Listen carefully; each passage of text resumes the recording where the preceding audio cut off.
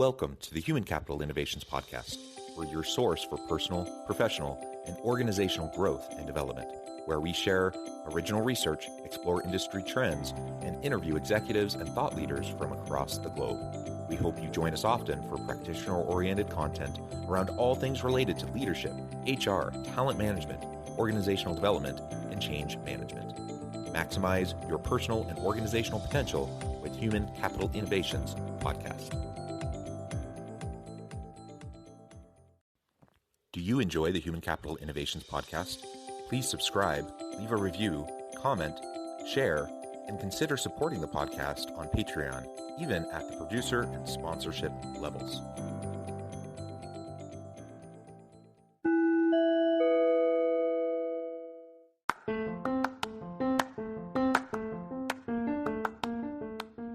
Welcome to the Human Capital Innovations Podcast. In this HCI Podcast episode, I talk with Dane Espegard about creating and driving positive company culture.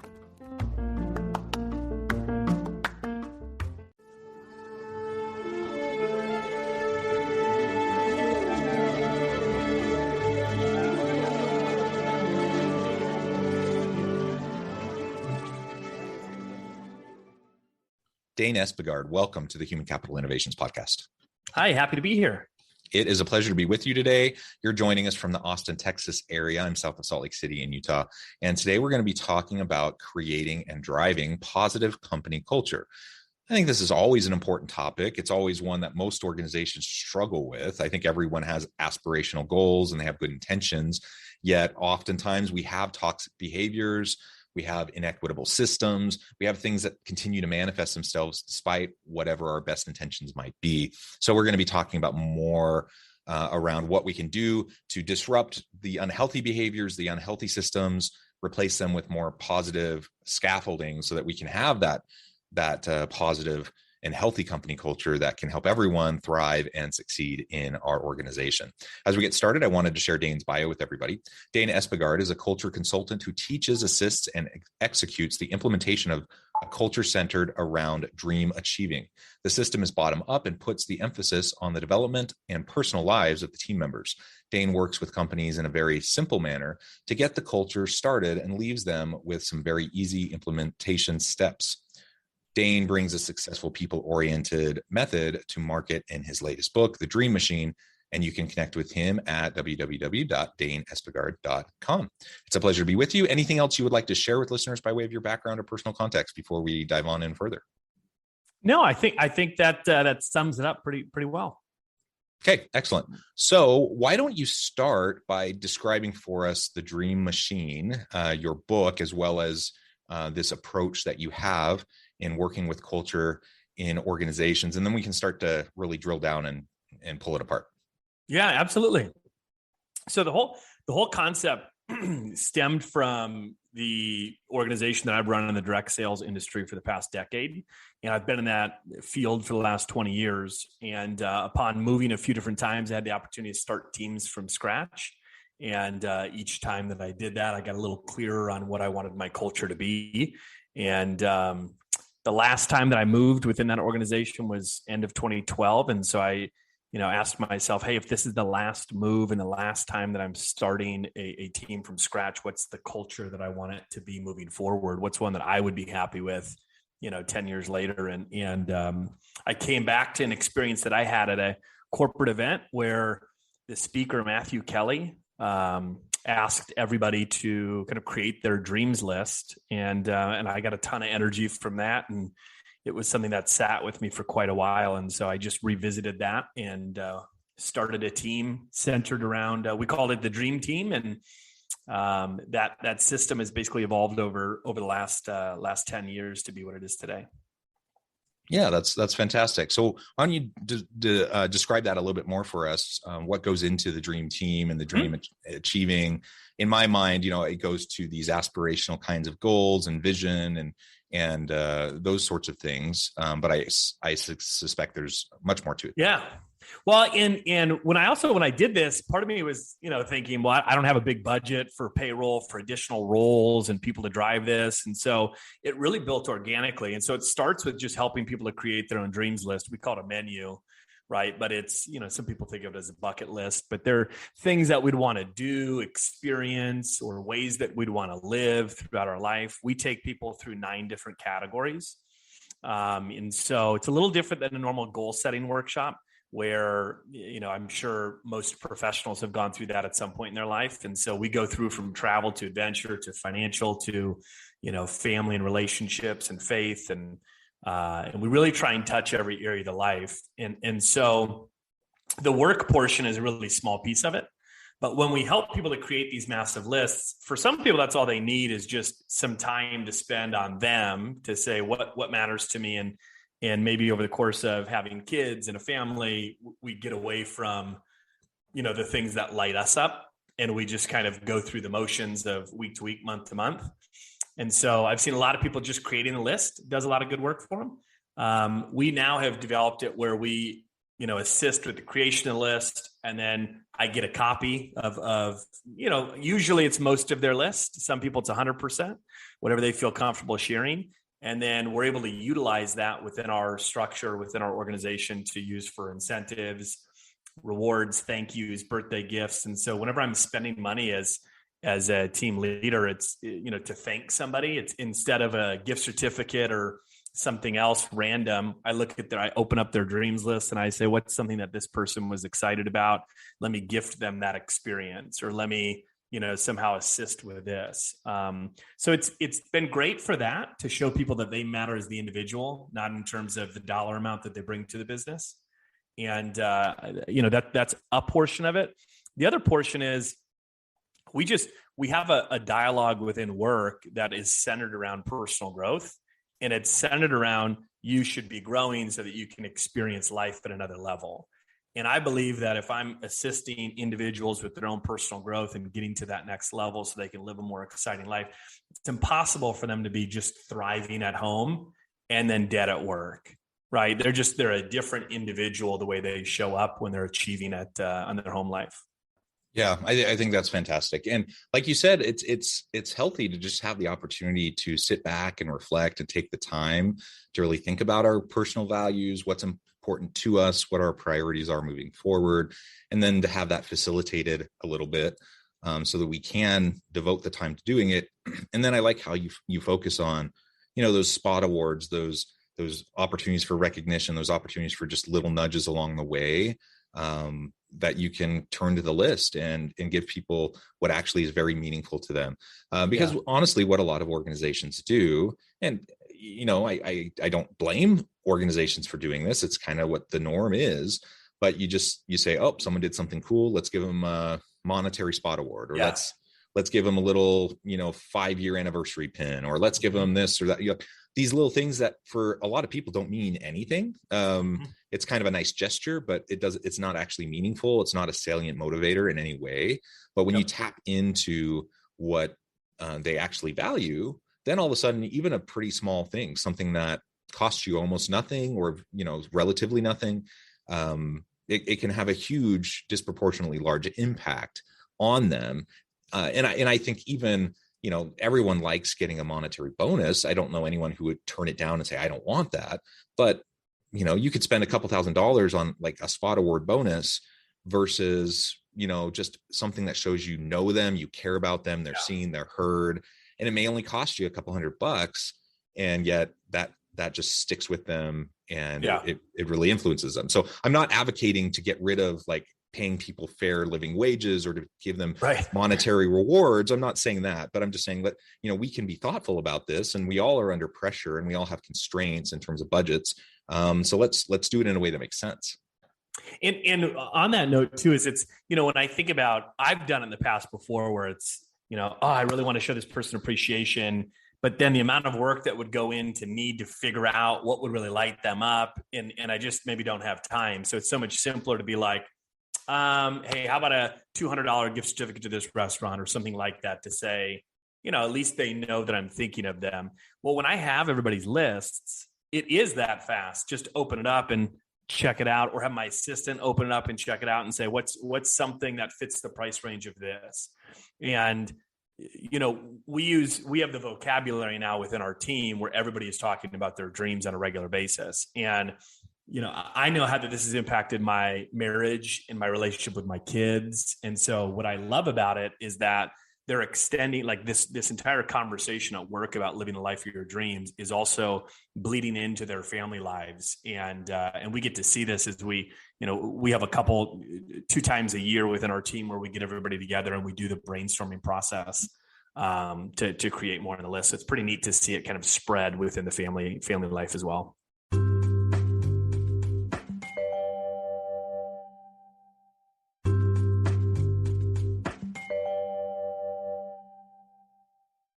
So as I continue to think through this, obviously the benefits of just self-reflection, people taking the time for their own, just a self-awareness, and then, what's motivating to them, that's important. As a boss, as a leader, just showing that we care enough to do this, facilitate it, and then listen and demonstrate that we hear them, we see them. That's beneficial. That builds trust, that builds relationships. And then collectively, as we're doing this together, as you described, then we can start to know each other better. We can start to support each other in our dreams. And, I'm thinking of just like random things that may have nothing to do with business at all, may have nothing to do with the work you're doing. But, maybe someone on the side, they have a hobby of like, they're trying to do stand-up or something like that, and maybe there's just little things you can do to support them in doing that. And it doesn't actually directly enhance what they're doing on your team at work, but indirectly, there's cross-pollination, there's creativity, there's energy, there's a renewed sense of meaning and purpose in their life, all of that, which is going to make their work better while they're at work. And so, it could be anything, right? Stand-up is just one example, but it could be anything. And as we tap into those things, it can really enrich those opportunities and create a dynamic team environment and culture where people feel like they have the opportunity to live their best lives, be their whole authentic selves, and they don't have to compartmentalize. And I think that's a big difference from what we see in a lot of organizations, even when the intention is good. Because I do think most leaders have good intentions. Most leaders want to do right by their people. Most leaders do want their team to feel psychologically safe. They do want their team to be able to be healthy and safe and bring their whole authentic self to work. I think most people want those things, but the aspiration often doesn't meet reality. And so this is one really fun way to go about bridging that gap. Yeah. And if I can pile on with that too, it's, what, if anything that people have learned from the Great Resignation over the course of the last couple of years is that, the studies showed after and during that people wanted to be valued for who they were, not the, again, line item of what they did at work. And people want to feel a part of something. And so when I started doing these, especially internally, we would just do the create your list. Let me get a copy of it. And then I can show you some love and support you in those things. What we also then started to do, and this was more, I'd like to say I could see the end result before I did it, but that was not the case, where we started doing these breakout groups while we call them dreams workshops, but we'll put people in small groups and they'll select which ones they want to share and they'll go around. And the purpose is for them to have some fun, but also to steal some from other people where they hear and they're like, oh, that's great. And what's come from that section has been these amazing bonding opportunities within these workshops. I just did one of these for a smaller company that's all virtual. Their team is virtual, spread out across the US, and they have one offsite a year. And I got brought in to be their, activity, if you will. And there's about 25 of them. They see each other once a year, and then they work on Zoom. Right. And, or, other avenues. And so the connections that were happening between them as they were sharing, there was so much common ground that was found, but there was also so much individual, like I had no idea that you were into blank. I had no, one guy, for instance, at the end did a public share to the whole group. And he just said, hey, the thing that I'm going to take action on from here is, and it was 3 or 4 different things that all connected to, and that's my attempt to, maintain my sobriety. And you could just feel the group, the group started giving a round of applause. Like they were just supporting this individual in what they were doing. When is that going to come up in an all, a company-wide thing, and everybody's like, hey, so-and-so, you're awesome. It's so cool to see the connections that are made. And people then after that, they understand that this person here is a family, because we went through the family, category, instead of just the, hey, how the kids, right? It's, hey, I know you said you were trying to do more date nights with your wife. Have you been able to do that? Right? Or celebrating publicly. Hey guys, I know when we met last week, I said I was going to try and do more date nights. My wife and I just went on a date, and I just wanted to share. So we work with a company. I've got a call later today with that exact company to give them, here are the things to do leaving that workshop that will keep that dreaming culture growing within your organization. And one of them is just, spotlighting the individuals that are doing that and making sure that we're recognizing that before any performance at work, right? To show the movement of the people in the organization. Yeah, I like that. And so I think this is a really great description of a type of activity ongoing that you can do, and how you can then build that into different aspects of the organization on an ongoing basis, which probably is going to be what drives any sort of long-term impact. I am wondering, what you see as the biggest hurdles to this kind of an approach, and really getting where the rubber meets the road, getting things to implementation, so that we can see, getting beyond just the aspirational vision and goals. And, having dreams is wonderful, but getting beyond that stage to the point where it's actually making a difference in the real lives of the people on our team. Yeah, I think the leader is the lid to the organization, right? So they say, and so where the rubber meets the road with this is the leadership team and their willingness for buy-in on this. And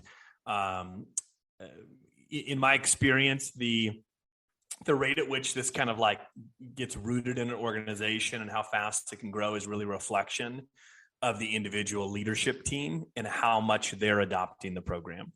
And the teams that have just grown like wildfire with it, it's because the CEO, I can think of one of the first companies I had the opportunity to work with, Malk, which is an organic milk company. And the CEO, Jason, when he heard about this, he was like, I love this, because this is something that is important to him in his life. And so he brought it to his team. His team has taken off. He is the head of his marketing. He texted me 2 months after their event, and he said, Onyx has completed 18 dreams in the first 60 days from that retreat. And that's not, that is 100% because the CEO is constantly talking about his dreams now. And so it's got to be something that the leadership team, this isn't a Band-Aid. This isn't just, okay, let's go and do this one workshop and there we go. If somebody wants it to continue, it just happens through conversation. And what I always talk to the leadership team about is, this actually gives the CEO, the management, whatever the term is in somebody's organization, it gives them permission to actually live more authentically out loud. And, I my own journey with development and kind of rising through the ranks is, when I was in college, I stayed with an organization because I wanted the lifestyle of some of my mentors. And then once I achieved that level of success, I actually started not talking about my lifestyle because I felt conflicted with, I know that somebody on my team maybe doesn't have the same financial situation or autonomy or flexibility to be able to travel or do these things. So I wouldn't publicize them. And what I didn't recognize is I was actually hurting the opportunity in the growth, situation of somebody on my team, because they weren't getting to see what I was really experiencing. And when there's a full, upload, if you will, of like, hey, this is how we're living. I want you to live your dreams and I'm going to do the same. It now gives permission to that CEO to take that trip, which they were probably going to take anyways, but also to be public about it and say, hey, this is a list. This was something that was on my and my husband or my and my wife's dreams list. And we're going to do it. And now it's celebrated instead of so-and-so is just not here for a little while. And so I think it's really the leader in their willingness to live this.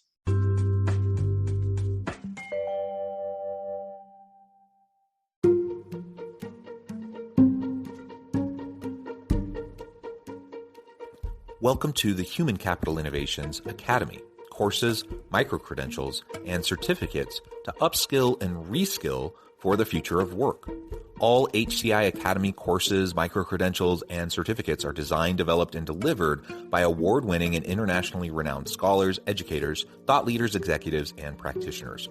Our courses, micro-credentials, and certificates will help you make your mark on the future of work and make an immediate impact in your organizations.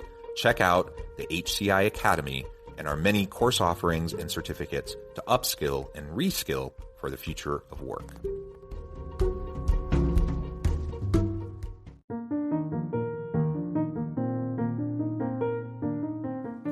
Check out our new weekly LinkedIn newsletter, Alchemizing Human Capital, exploring industry trends via original research and interviews with executives and thought leaders from across the globe. We look forward to having you join us.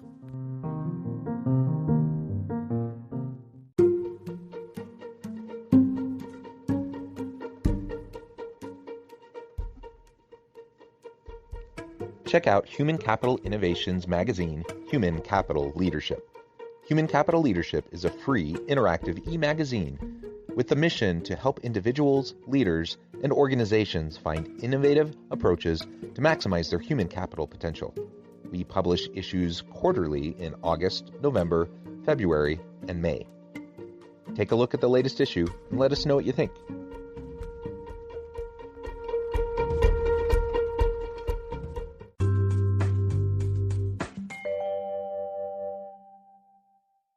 Yeah. And as I mentioned in the introduction to the episode, again, there's lots of things you can do that are related to culture and healthy organizational culture.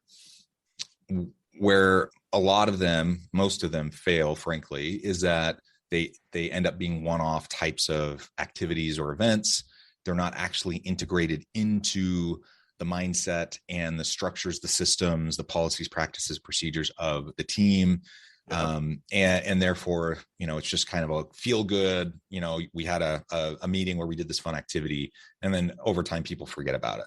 And some people might continue it, but largely it'll just go forgotten after a period of time. And so something like this, where it doesn't need to be directly embedded into a performance management process or anything like that. So we're not talking about that kind of embeddedness, that kind of integration, but we are talking about having it be something that resurfaces periodically, where it's part of the dialogue, it's part of the storytelling, it's part of the conversations that occur in more organic fashions, where you actually refer back to the list in terms of trying to, find meaningful ways to acknowledge and motivate your people. All of that, if we do that consistently over time, the chances of impact are going to go way, way up. And whether it's this or any number of other types of culture interventions, it's going to go way, way up if we do those sorts of things consistently. When we don't, when it becomes a one-off, then, it's just a fun activity, and that's about where it'll end. Yeah. I couldn't agree more with you in that the magic really is in that integration. And one of the things that we started doing at the end of our workshops, and this has really been in the last probably 4 years, that, we spend the last amount of our time together. We usually take a substantial break, allow kind of people to breathe and have conversation and have some fun. And then we end it with taking some action while they're still in that motivated state. And so they'll take a look at their list that they just created, 100 to 200 things that are on there. That's typically what people will end with. And they'll find some low-hanging fruit, some things that they could take some action on in the next 3 to 6 months. And then we give them the space right there. And at first, when I did this, I was like, well, they could just do this at home. But the fact is, we don't prioritize this. And so we sit and we work together on like, hey, do some research, send some texts, call some people that some of these dreams would involve, right? Like a lot of times people will have things involving other people. Like, hey, I want to go. I want to take my dad who's older. I want to take him to his favorite sports team's game. Right. And so it's like, okay, well, right now, go and look at the schedule and go and call your father to see which one works. And then let's book something now. And so where we've had a lot of success with organizations is when their people take action right in that moment. Well, then what happens is they're going to have at least one victory in the 3 to 6 months leaving this event. And when they do, then that's an opportunity for the business, the team to recognize publicly, which is a really great little nudge, not in any obligation, but a nudge to say to everybody else, like, I got to get back to my list. There's been a few businesses that have taken this to the next level, which has been awesome. The team that I just worked with at the very end, everybody went through their list and they found the ones that they thought they could do. And then the CEO basically took back the mic and said, hey, just a quick announcement. I'm going to gift everybody. There's going to be an extra $500 on your check this next week. It's already in the works, but it has to be spent on something on your dreams list. And there were grown men crying that were like, I just can't believe this, that not only are we doing this and exploring our dreams, but business is putting their money where their mouth is to say you really matter. So what that team did is they basically guaranteed the first 6 months of this program really rocking. And all they have to do now is capture those highlights in those moments. And those are the ingredients to keep this thing moving. Yeah. Excellent. Well, Dane, this has just been a really fun conversation. I appreciate you sharing your insights around the streams list and the dream team and the dream approach with me and my listeners today. I know at the time I'm going to have to let you go here in just a minute, but before we wrap up, I wanted to give you a chance to share with listeners how they can get connected with you, find out more about your work, how they can get a hold of you and stay abreast of all the cool things you're doing, and then give us a final word on the topic for today. Sure. Yeah. The easiest way to find me is just on my website, which is DaneEspegard.com. And, or on Instagram, I post a lot of stuff that's associated with dreams and other people's kind of dream highlights, which is fun online. And for all the listeners too, what I decided to do this year is that the purpose of the book was to make an A to Z guide for any business owner to be able to run their own workshops. So they can just all in one buy the book and be able to implement some change right away. And so if anybody wants to get a free copy of the book, they can just go to my website, DaneEspegard.com/free gift. And they can get a download, a free PDF of the book as well to get started on their change. So there's also a spot on the website to book a call if somebody's interested in that as well. And if I were to leave last tips or not tips on the topic, but thoughts on the topic, the whole book was written from the quote, which I feel is appropriate to share, which is, when there's hope in the future, there's power in the present. And in a time over the course of the last couple of years when it hasn't been quite as easy to get hope from outside sources, right? And we've seen a lot of mental health challenges and happiness challenges over the course of the last couple of years. I think that there's never been a more perfect time for people to kind of go on their own journey dreaming, because they create their own hope and own certainty for what they have in their calendar over the course of the next year to 2 years. And that can bring them a lot of excitement and power to the now. Perfect. Thank you, Dane. It has been a pleasure. I encourage listeners to reach out, get connected, find out more about what Dane and his team can do for you. And as always, I hope everyone can stay healthy and safe, that you can find meaning and purpose at work each and every day. And I hope you all have a great week.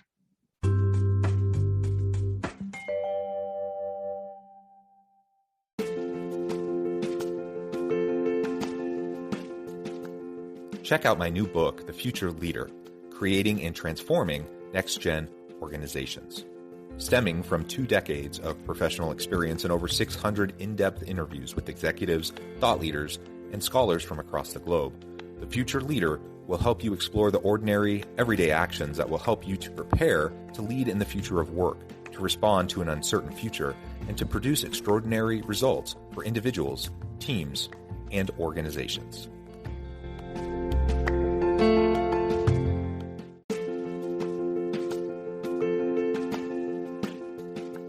Bluer Than Indigo Leadership: The Journey of Becoming a Truly Remarkable Leader.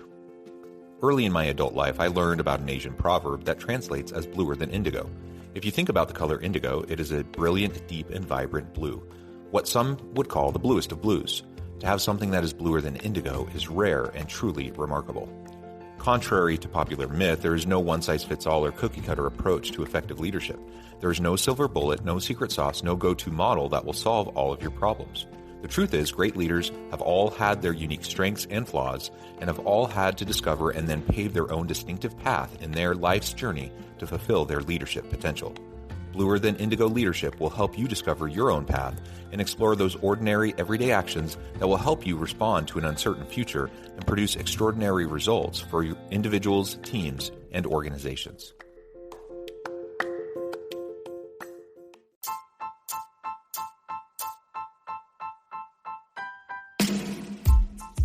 The Alchemy of Truly Remarkable Leadership, ordinary, everyday actions that produce extraordinary results.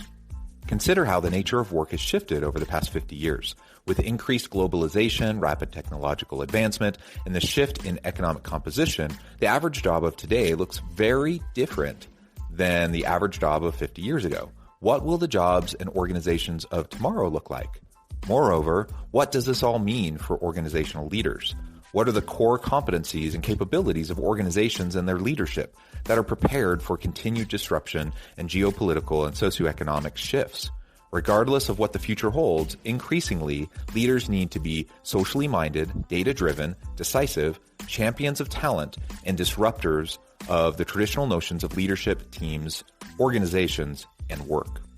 The alchemy of truly remarkable leadership will help you to explore your own leadership competencies and capabilities and consider ways to apply and implement them into your workplace and personal life.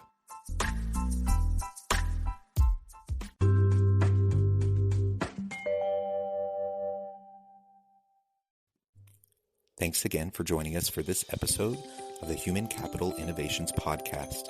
I hope you stay healthy and safe and that you have a great week.